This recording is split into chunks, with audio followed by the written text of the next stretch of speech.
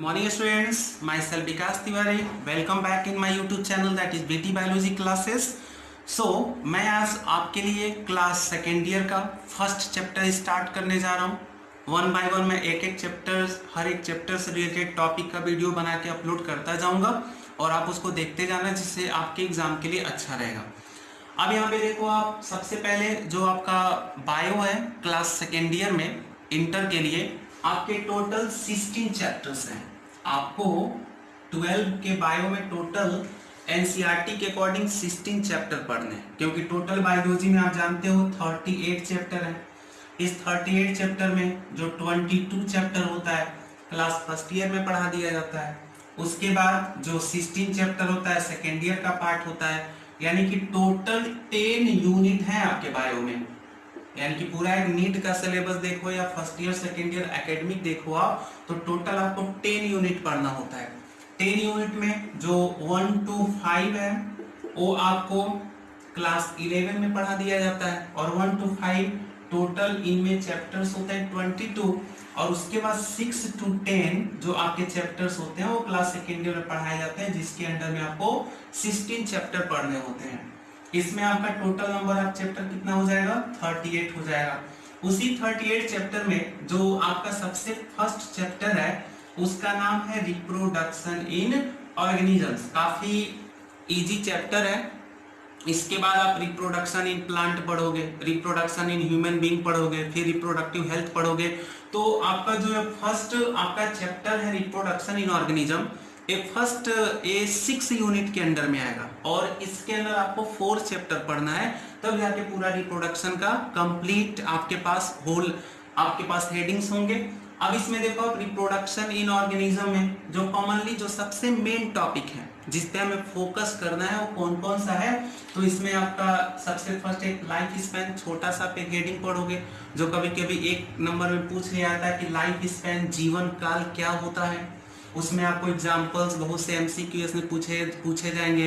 Human being का life span क्या होता है, बैनियन ट्री का लाइफ स्पैन क्या होता है, उसके बाद डॉग का लाइफ स्पैन क्या होता है, हार्स का लाइफ स्पैन क्या होता है, एलिफेंट का लाइफ स्पैन क्या होता है। वन बाय वन हम आपको सबके बारे में बताएंगे। तो इसमें आपको सबसे पहले क्या पढ़ना है? लाइफ स्पैन, जीवन काल पढ़ना है। उसके बाद हमें जानना है कि रिप्रोडक्शन होता क्या है, व्हाट इज रिप्रोडक्शन, रिप्रोडक्शन क्या होता है। और उसके बाद हमें पढ़ना है रिप्रोडक्शन के टाइप, कि रिप्रोडक्शन में कौन कौन से टाइप होते हैं। तो कॉमनली हमें यहाँ पे सेक्सुअल रिप्रोडक्शन पढ़ना है, और फिर हमें क्या पढ़ना है? Asexual reproduction. तो समझो ये जो आपका फर्स्ट चैप्टर है वो एक इंट्रो के जैसा है, इंट्रोडक्शन के जैसा है। सिर्फ इसमें आपको एक हेडिंग के थ्रू हल्का सा समराइज कराया जाएगा फर्स्ट चैप्टर में कि आपको ये टॉपिक पढ़ना है। लेकिन सेकेंड और थर्ड और फोर्थ नंबर का चैप्टर काफी इंपॉर्टेंट है, जिससे हर एक नीट में, एकेडमिक में, बोर्ड एग्जाम में आपका हमेशा क्वेश्चन पूछा जाता है। तो एक देखा है तो काफी आपका इम्पोर्टेंट पोर्शन है। आपको हर एक हेडिंग इसमें अच्छे से पढ़ना होगा ताकि आप अच्छे से मार्क्स गेन कर सको। अब इसमें देखो, हम सबसे पहले लाइफ स्पैन पढ़ रहे हैं। What is life span? अब देखो, लाइफ स्पैन क्या होता है? लाइफ स्पैन, जिसको हम जीवन काल कहते हैं। So the time period between birth to natural death, time period between birth to natural death, यानी कि जन्म से लेकर के प्राकृतिक मृत्यु के बीच का जो टाइम होता है वही क्या होता है? लाइफ स्पैन, जीवन काल। अगर कोई पर्सन जन्म से लेकर के अगर नेचुरल डेथ उसका होता है, तो बर्थ से लेकर के नेचुरल डेथ दोनों के बीच का जो टाइम पीरियड होता है, दैट टाइम पीरियड को हम क्या कहते हैं? लाइफ स्पैन कहते हैं। और यह लाइफ स्पैन 1 डे से लेकर के मेनी ईयर्स तक होता है। कितने दिनों तक का होता है?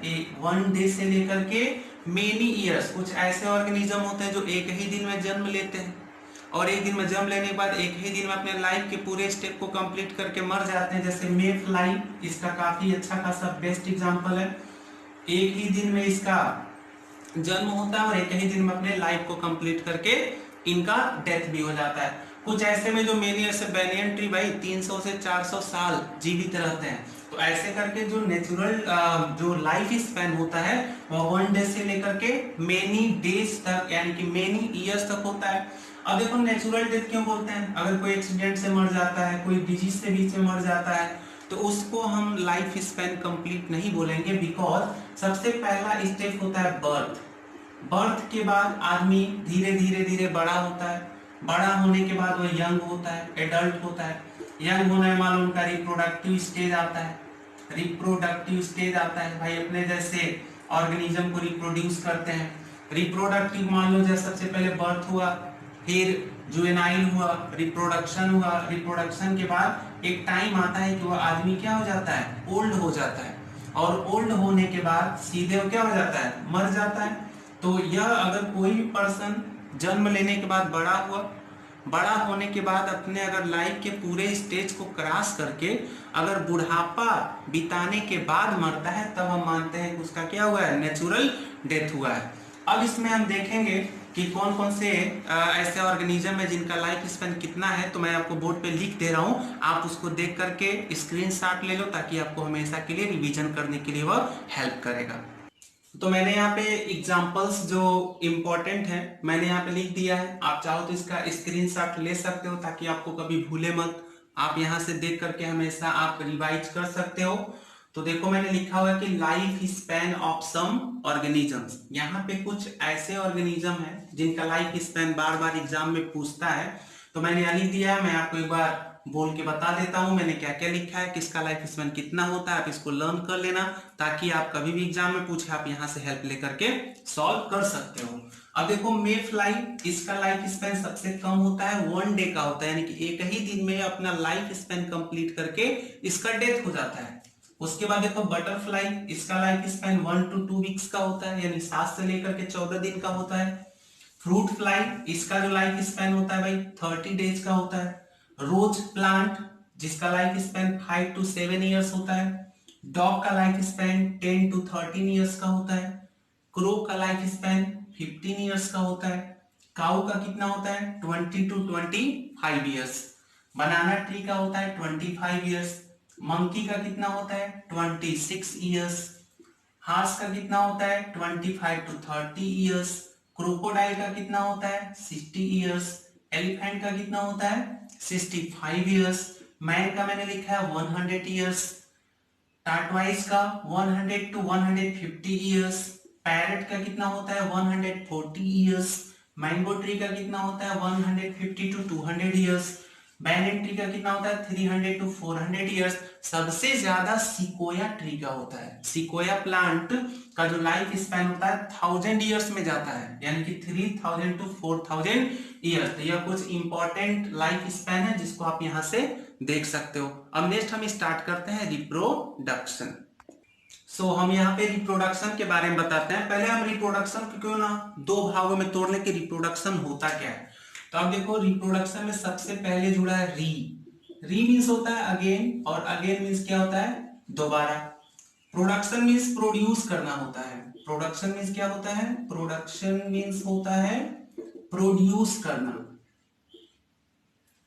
प्रोड्यूस करना। तो रिप्रोडक्शन मीन्स अगेन प्रोड्यूस, दोबारा प्रोड्यूस करना ही क्या कहलाता है, रिप्रोडक्शन। सो रिप्रोडक्शन, जितने भी लिविंग ऑर्गेनिज्म इस अर्थ पे हैं उनका एक मेन कैरेक्टरिस्टिक फीचर है, या वो प्लांट हो या वो एनिमल हो। एनिमल में टेरेस्ट्रियल जो कि स्थल पे रहते हैं, एक्वेटिक होंगे उनमें भी रिप्रोडक्शन होता है, जीरोफिटिक कंडीशन में जो होंगे उनमें भी रिप्रोडक्शन होगा। तो रिप्रोडक्शन क्या है, तो रिप्रोडक्शन एक ऐसा प्रोसेस है जिसके थ्रू सभी ऑर्गेनिज्म अपने जैसे ही ऑर्गेनिज्म को जन्म देते हैं। तो किसी भी ऑर्गेनिज्म के द्वारा अपने समान न्यू ऑर्गेनिज्म को जन्म देना ही क्या कहलाता है, रिप्रोडक्शन कहलाता है। तो reproduction is a process by which any organism produce their own kind. एक ऐसा एक प्रोसेस है जिसके थ्रू कोई भी लिविंग ऑर्गेनिज्म अपने जैसे लिविंग ऑर्गेनिज्म को क्या करता है, प्रोड्यूस करता है। अब उनके प्रोड्यूस करने में रिप्रोडक्शन के अलग अलग टाइप है। रिप्रोडक्शन जो कि सभी लिविंग ऑर्गेनिज्म में यूनिसेलुलर, मान लो इस अर्थ पे क्या है, यूनिसेलुलर ऑर्गेनिज्म है। मल्टी सेलुलर ऑर्गेनिज्म है। यूनिसेलुलर जो सिर्फ 1 सेल का बना होता है। मल्टी सेलुलर जो बहुत से सेल का बना होता है, जैसे हम लोग हो गए। यूनिसेलुलर में अमीबा हो गया, यूग्लिना हो गया, पैरामीशियम हो गया, बैक्टीरिया हो गए, ऐसे ईस्ट हो गया। फिर एल्गी में आप क्लेमाइडोमोनास का नाम जानते हो। तो ये सभी क्या है, यूनिसेलुलर है, और हम लोग मल्टी सेलुलर है। हायर एनिमल और हायर ह्यूमन में जितने ह्यूमन बीइंग है, जितने भी हायर प्लांट्स और एनिमल हैं, सब में रिप्रोडक्शन क्या होता है, पाया जाता है। रिप्रोडक्शन के थ्रू ही एक जनरेशन से दूसरे जनरेशन की जो कंटिन्यूटी होती है वो मेंटेन होती है, क्योंकि रिप्रोडक्शन एक ऐसा प्रोसेस है जो जनरेशन आफ्टर जनरेशन कंटिन्यूटी को मेंटेन करता है। अगर रिप्रोडक्शन किसी ऑर्गेनिज्म में नहीं होगा तो उसी सेम जनरेशन में उसका द एंड हो जाएगा। तो कोई भी अगर ऑर्गेनिज्म अपने अगर जनरेशन को बढ़ाना चाहता है तो रिप्रोडक्शन का प्रोसेस उसके लिए सबसे ज्यादा इंपॉर्टेंट है। सो रिप्रोडक्शन के 2 टाइप हैं। रिप्रोडक्शन के कितने टाइप हैं, 2 टाइप्स ऑफ रिप्रोडक्शन होता है। एक होता है आपका एसेक्सुअल रिप्रोडक्शन, एसेक्सुअल रिप्रोडक्शन, और एक होता है सेक्सुअल रिप्रोडक्शन। कितना होता है भाई, एक होता है एसेक्सुअल रिप्रोडक्शन और एक होता है सेक्सुअल रिप्रोडक्शन। एनिमल में तो इसको हम एसेक्सुअल रिप्रोडक्शन ही कहते हैं एनिमल्स में, लेकिन प्लांट्स में जो एसेक्सुअल रिप्रोडक्शन होता है उसको हम वेजिटेटिव रिप्रोडक्शन और वेजिटेटिव प्रोपेगेशन कहते हैं। क्या कहते हैं, वेजिटेटिव रिप्रोडक्शन या वेजिटेटिव प्रोपेगेशन। तो ये आप जान लो कि एसेक्सुअल रिप्रोडक्शन एनिमल जैसे सभी यूनिसेलुलर ऑर्गेनिज्म जैसे अमीबा, यूग्लिना, पैरामीशियम, बैक्टीरिया, उन सबों में एसेक्सुअल रिप्रोडक्शन पाया जाता है। और प्लांट में एसेक्सुअल रिप्रोडक्शन को हम वेजिटेटिव रिप्रोडक्शन या फिर क्या कहते हैं, वेजिटेटिव प्रोपेगेशन। प्लांट में दोनों तरह का रिप्रोडक्शन होता है। ये देखो, प्लांट में एसेक्सुअल रिप्रोडक्शन भी होता है और प्लांट में सेक्सुअल रिप्रोडक्शन भी होता है, क्योंकि जितने भी एंजियोस्पर्मिक प्लांट, फ्लावरिंग प्लांट होते हैं, उनमें फ्लावर उनका मेन रिप्रोडक्टिव पार्ट होता है जहां पे सेक्सुअल रिप्रोडक्शन होता है, और बाकी जो पार्ट होते हैं प्लांट का वेजिटेटिव पार्ट। वेजिटेटिव पार्ट का मतलब क्या होता है, प्लांट में जो कॉमनली वेजिटेटिव पार्ट है वो प्लांट का रूट है, प्लांट का स्टेम है और प्लांट के लीव्स हैं। प्लांट का रूट, स्टेम और लीव्स, इन सबको बोलते हैं वेजिटेटिव पार्ट। इन सबको क्या बोलते हैं, वेजिटेटिव पार्ट। और इसी वेजिटेटिव पार्ट में क्या होता है, वेजिटेटिव रिप्रोडक्शन। क्या होता है, वेजिटेटिव रिप्रोडक्शन। और प्लांट में जो फ्लावरिंग प्लांट होते हैं जिनको एंजियोस्पर्मी कहते हैं, क्योंकि नॉन फ्लावरिंग प्लांट को जिम्नोस्पर्म कहते हैं, जिम्नोस्पर्म कहते हैं नॉन फ्लावरिंग प्लांट को, और एंजियोस्पर्म कहते हैं फ्लावरिंग प्लांट को। तो जितने भी एंजियोस्पर्मिक प्लांट होते हैं उनमें जो फ्लावर होता है वह फ्लावर मेन रिप्रोडक्टिव पार्ट होता है, जहां पे होता है क्या, सेक्सुअल रिप्रोडक्शन।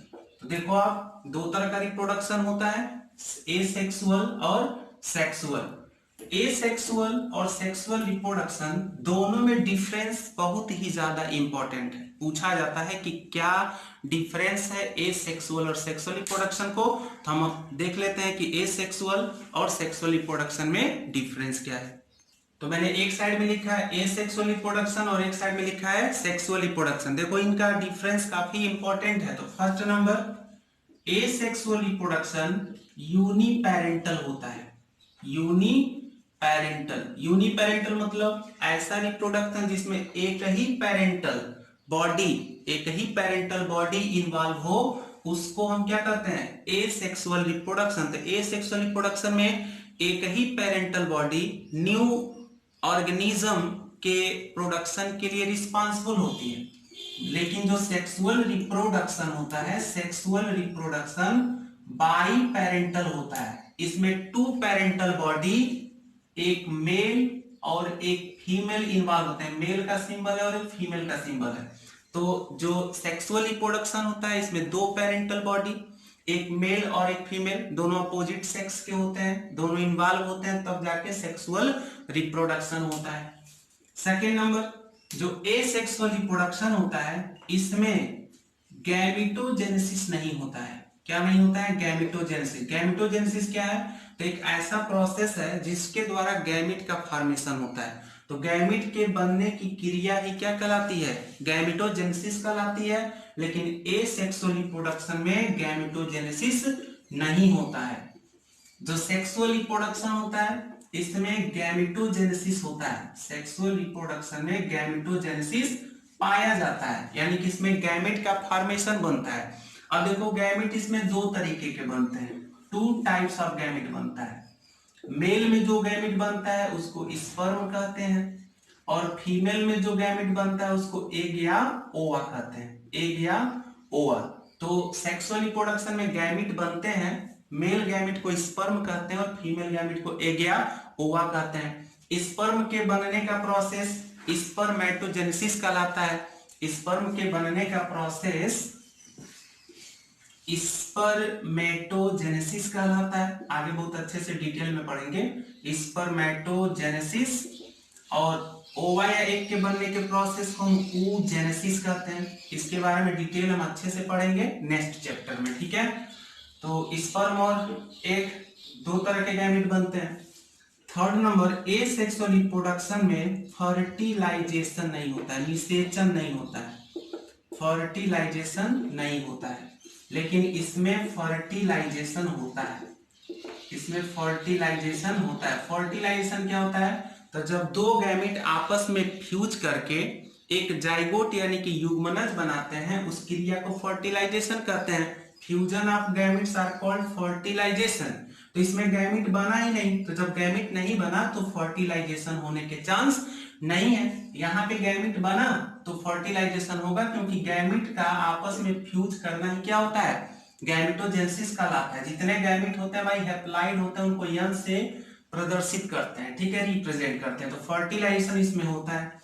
4 नंबर जो काफी इंपॉर्टेंट है, 1 नंबर में पूछा जाता है, इनके जो ऑफस्प्रिंग होते हैं, ऑफस्प्रिंग बोल सकते हो या इंडिविजुअल बोल सकते हो, या फिर आप उसको प्रोजनी बोल सकते हो। इनके जो प्रोजनी इंडिविजुअल ऑफस्प्रिंग जो होते हैं वह क्लोन कहलाते हैं। क्या कहलाते हैं? क्लोन कहलाते हैं। क्लोन मीन्स क्या?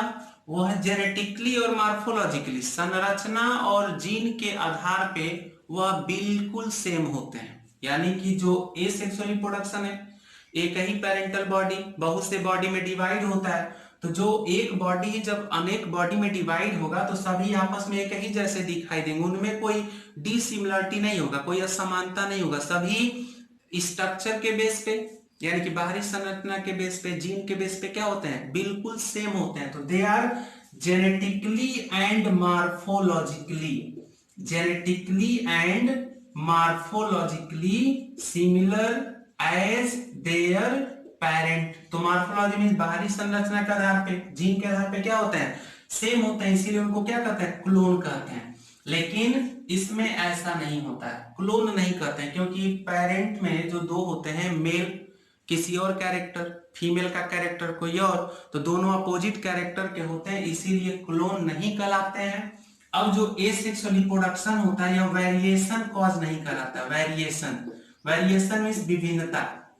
लेकिन जो सेक्सुअल रिप्रोडक्शन होता है यह वेरिएशन को काज कराते हैं, क्योंकि मेल गैमेट का कैरेक्टर कुछ और होगा, फीमेल गैमेट का कैरेक्टर कुछ और होगा। तो दोनों के द्वारा जितने भी सेक्सुअल रिप्रोडक्शन के थ्रू जो ऑफस्प्रिंग पैदा होते हैं वो अपने माता पिता के एग्जैक्ट कॉपी नहीं होते हैं। ऐसा कोई नहीं कर सकता कि मैं बिल्कुल अपने मदर के जैसा दिखाई दे रहा हूं। ऐसा कोई नहीं कर सकता कि बिल्कुल मैं अपने फादर के जैसा दिखाई दे रहा हूं। कुछ कैरेक्टर्स मैच करते हैं, हूबहू उनका चेहरा मैच नहीं करता है। कुछ चेहरा किसी का अपने माँ से मिलता है, किसी का अपने फादर से मिलता है, तो कुछ कैरेक्टर्स मैच करते हैं, हूबहू एग्जैक्ट कॉपी क्लोन नहीं होता है। लेकिन एसेक्सुअल रिप्रोडक्शन में क्लोन होता है, तो यह विभिन्नता कॉज नहीं कराता है, लेकिन यह विभिन्नता को कॉज कराता है। ये भी करा सकता है कंडीशन में म्यूटेशन होगा तब।